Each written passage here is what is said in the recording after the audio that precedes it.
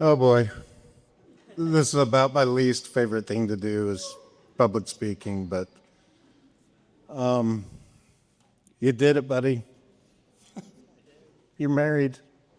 I can't believe it. Been a long journey. This is extra special for us.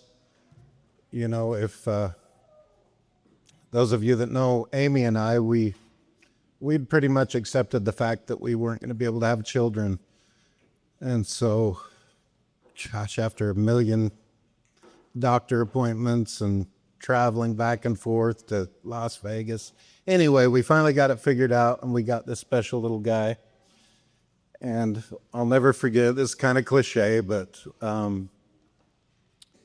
remember being in the delivery room and I was so nervous I thought I was going to pass out, but just worried that your little boy is going to be perfect. And he was. He came to us and he was just this beautiful, perfect little kid and just such a good baby. The nurses kept trying to take him, to different places in the hospital. And I didn't like that. I was like, no, I want my kid. And so when they went to take him to bathe him, I went with them. And when they went to weigh him, I was there. And then the nurses thought I was crazy, but they told us that Amy should probably get some rest and they were going to take him to the nursery. And I said, no, we're going to keep him in the room. I didn't want him getting mixed up with all the other little kids in there and bringing home the wrong baby. But like I said, good kid, good baby. He tell you a couple of stories about him when he was little, when he was just walking. Are you okay? Am I embarrassing you? All right. No, it's not bad. But he was probably just walking, and he was in the bedroom right next to us. And the little turd, at night, he would lift up his legs and he would slam them down into the mattress while he was drinking his bottle. And it used to drive us crazy. And we're like, it would keep us up at night. And we're like, why does he do that? And we'd yell, Jaron, stop it. And he'd stop for a little while and then he'd start back up. Anyway, this went on for a few nights. And then one night I hear there was a little extra racket in the room, some pounding. And then it got quiet. And then I hear like sticks on the floor. I'm like, what is going on? And so I sit up in bed and I see his silhouette walking down the hallway, and he's got a couple of the little dowels from the crib guard. He's got them in his hands. And so he escaped. And I just couldn't believe he kicked his way out of that thing. And I thought, man, this kid's going to be a nightmare. What am I in for here? And then a few years later, he had graduated to being in his own bedroom in the back of the house. And we had a bunk bed set up back there. And he kept coming into our room at night, like 2 a.m, and he would say, Dad, there's a monster in my room. I'm like, buddy, there's no monsters in this house. I promise. Go back to bed. So he'd go back to bed. Next night, same thing. I said, buddy, I wouldn't let anything happen to you in this house. You're safe. Off he went.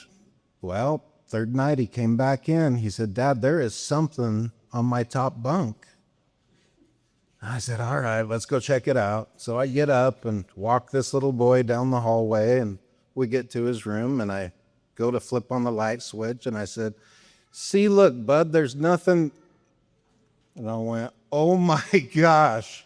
And there was this giant tomcat, and it was hissing at me on the top bunk, and it was terrifying. I took like 3 steps back, about fell over. But this poor kid had been laying in his bed, and this thing's up there moving around at night, and what it had been doing was sneaking in through our doggy door, and it had come in late, and it had sneak out early. And so I think we just, what did we do, Amy? Shut the door? I think we just shut the door and called animal control, and they come and picked it up the next day. But sorry, dude. I'm sorry, I didn't believe you, because I didn't believe you. But anyway, time went on. Jaron was just a great kid, good student, made lots of friends easily. He finally graduated high school, and he wasn't really sure what he wanted to do with his life. And we thought we were going to lose him to, he wanted to move up to Salt Lake City. And we didn't really want him to do that, but he wanted to be where the action was. And he wanted to go snowboarding and just kind of live the life. But luckily, he met this girl. And I think they dated for 2 or 3 months, and he told me one night that he'd been seeing a girl for a few months. And I said, dude, why didn't you tell me? And he said, I didn't want to jinx it. I really like this girl. But we got to meet McKenna, and of course, instantly, we loved her right off the bat. But seems like, what was it, a month later, we decided to take a trip to Magic Mountain in our motorhome. And so she was brave enough to get in our motorhome, 6 of us in a motorhome. And in the motorhome, there's nowhere to hide. You're just in it. You're just part of the family. And she was so good. She just blended right in. I remember getting up. I'd get up earlier than everybody else. And I remember getting up and making eye contact with her and, good morning. And she would just hit me with that dimpled little smile. And she was just a trooper. We had so much fun with her. But we've been lucky. We've got a little guest house in our backyard, and that's where they've been living for the last little while. And it's so fun when your kids become your friends. And so we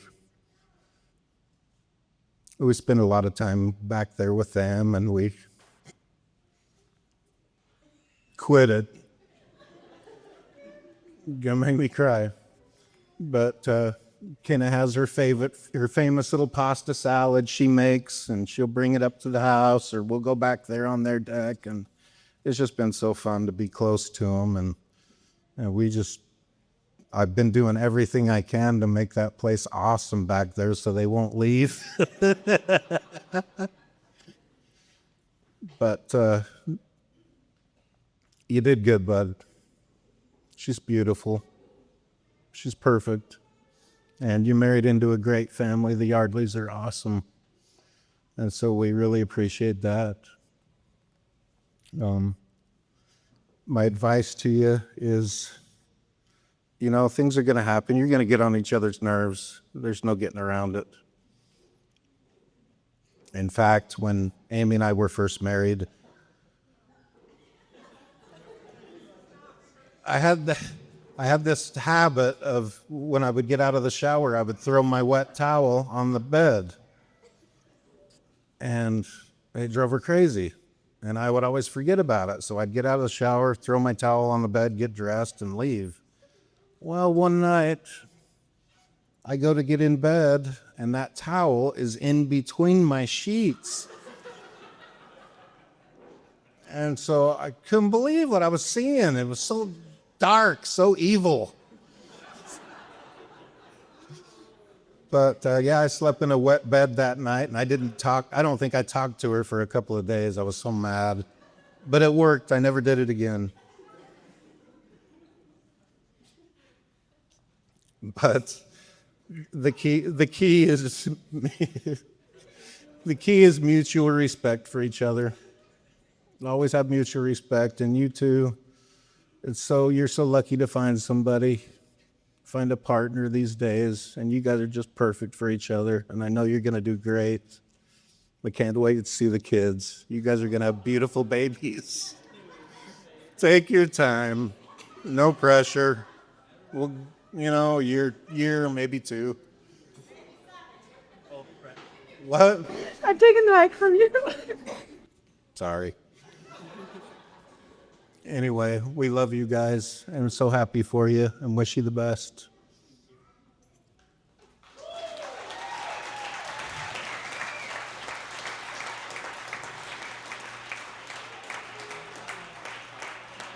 Sorry, that's so, so,